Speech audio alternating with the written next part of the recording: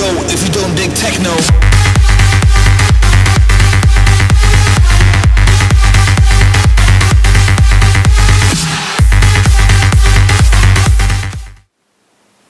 Bonjour à tous, c'est Vincent. Aujourd'hui on se retrouve pour une nouvelle vidéo et aujourd'hui je vais vous montrer comment avoir le centre de contrôle de vos appareils iPhone, iPod ou iPad sur votre Mac tournant sous Mavericks. Je crois que ça marche aussi sur Yosemite si vous utilisez les versions bêta.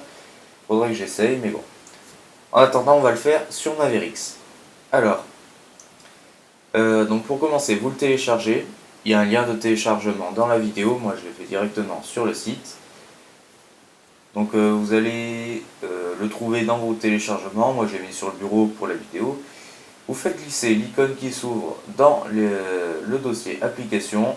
Une fois que c'est fait, vous ouvrez le Launchpad. Le Launchpad, c'est ça. Et là, vous avez l'icône Control Center qui vient d'arriver. Vous faites ouvrir. Vous mettez votre mot de passe si vous en avez un. Et voilà, c'est ouvert. Donc après, il est personnalisable, hein. Bien sûr, il peut ressembler beaucoup plus que ça à celui qu'on a sur iOS. Mais en attendant, on a beaucoup plus d'infos, il est beaucoup plus personnalisable que celui sur iOS. Donc. Et il y a des infos assez vitales, on peut avoir la consommation du Mac en énergie, on a la batterie, si elle tient beaucoup, si on l'a beaucoup utilisé, des trucs comme ça. Voilà, il y a pas mal de choses. Ensuite, là, on peut le mettre sur la droite, le Control Center. Voilà. Mais moi, je préfère à gauche. Donc, je le laisse à gauche. Et là, on a quelques petites options. Latch on boot. Donc, ça, c'est pour qu'il s'ouvre au démarrage. Always on top, ça veut dire que les pages ne passent pas par-dessus quand on clique.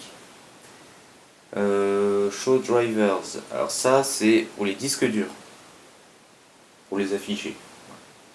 Ça, c'est la façon de l'ouvrir, mais bon, c'est pas très pratique étant donné que quand on fait ça, on change de bureau, ça ouvre le dashboard, les applications en plein écran. Voilà, donc puis avec trois doigts, ça fait glisser la fenêtre. Alors, c'est pas vraiment pratique non plus. Donc, j'ai préféré laisser sur None et en fait, il y a un petit bouton tout en haut qui vous permet de l'ouvrir quand vous voulez. Donc, voilà, il n'y a pas besoin de le faire avec vos doigts.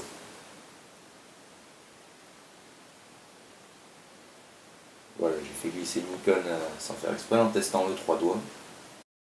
Voilà, donc je vous laisse regarder un petit peu tous les réglages qu'il y a. Vous l'avez compris, c'est très simple à installer, très simple à avoir. C'est une version d'essai de 7 jours. Ensuite, vous pouvez l'acheter directement au site. Je mettrai le lien du site. Sur ce, moi je vous dis à bientôt pour une prochaine vidéo. Je sais pas encore ce que ça va être, mais enfin. Pour une prochaine vidéo, likez, abonnez-vous, dites-moi ce que vous en avez pensé dans les commentaires, et moi je vous dis à bientôt. Ciao!